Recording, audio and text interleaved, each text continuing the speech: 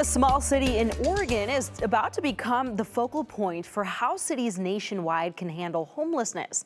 The Supreme Court will hear arguments about whether a camping ban in the city of Grants Pass falls under cruel and unusual punishment. Liz Kreutz investigates.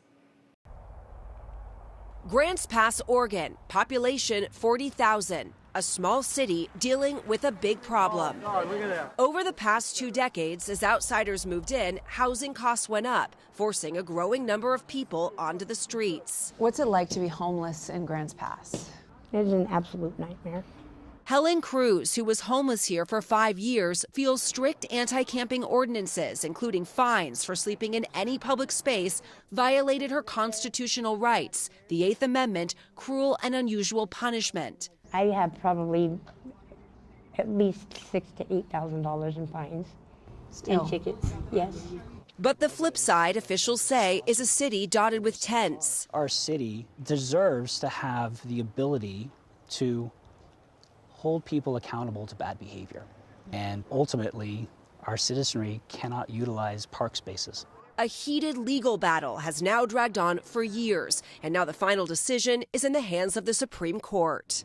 What's happening here in Grants Pass is a microcosm for an issue playing out in communities big and small across the country. And ultimately, how the U.S. Supreme Court rules in this case could determine how cities nationwide can navigate their homeless crisis.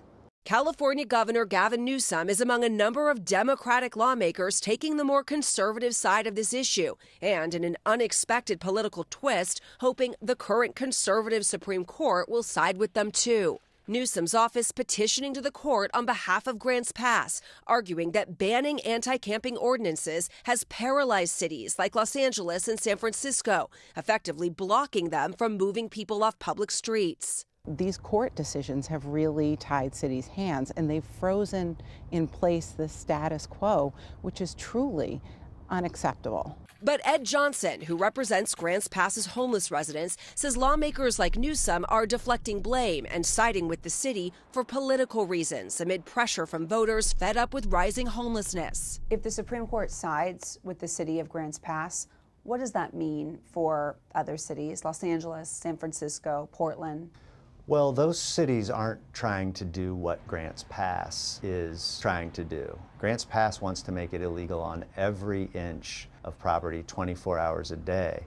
The problem is if that's allowed, many cities will simply try to run all of the homeless people out of their community, and they have to go somewhere.